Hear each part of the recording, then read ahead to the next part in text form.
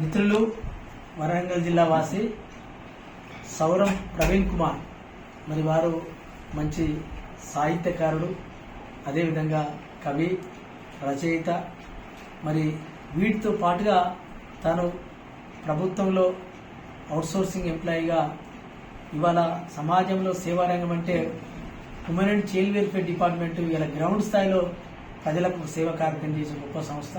మరి ఆ సంస్థలో ఒక ఉద్యోగిగానే కాకుండా ఒక సమాజ సేవ దృక్పథంతో మరి ఇలా ప్రజలకు అందుబాటులో, మరీ ముఖ్యంగా ఇలా వాళ్ళు ఉమెన్ అండ్ చైల్డ్ వెల్ఫేర్లో మైనర్లకు వివాహం చేసే కార్యక్రమం ఏదైతే ఉందో మరి ఇవాళ దాన్ని అడ్డుకోవడంలో కానీ, మరి ఆ అమ్మాయి వాళ్ళ తల్లిదండ్రులకు కౌన్సిలింగ్ ఇవ్వడం కానీ, ప్రభుత్వ అధికారులు తీసుకుపోవడం కానీ, అది ఏదైతే ఉంటుందో అది కత్తి మీద సామ లాంటిది. అట్లాంటిది ఒక సేవా దృక్పథంతో ఒక యజ్ఞంలాగా ఆయనే మరి ఆ బాధ్యతను భుజాన్ని వేసుకుని నడుస్తున్న వ్యక్తిగా మరి అనేక సేవా కార్యక్రమాలు వరంగల్లో ఎక్కడ ఏ కార్యక్రమం ప్రజలకు సంబంధించిన ఏ సంక్షేమ కార్యక్రమం జరిగినా ముందున్నటువంటి గొప్ప వ్యక్తి.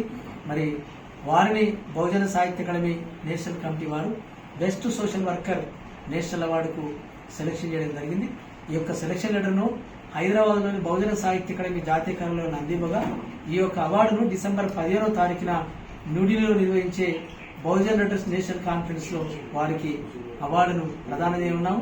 మరి వారిని ఈ అవార్డుకు రికమెండ్ చేసినటువంటి మరి బహుజన సాహిత్య అకాడమీ అత్యంత ఆత్మీయులు, మరి మొన్న జరిగినటువంటి తెలంగాణ స్టేట్ కాన్ఫరెన్స్ కు ముఖ్య అతిథిగా వచ్చినటువంటి సినీ గేయ రచయిత మౌనశ్రీ మల్లిక్ గారిని వారికి అభినందనలు తెలియజేస్తూ బహుజన సాహిత్య అకాడమీ నేషనల్ కమిటీ తరఫున ప్రవీణ్ గారికి శుభాకాంక్షలు.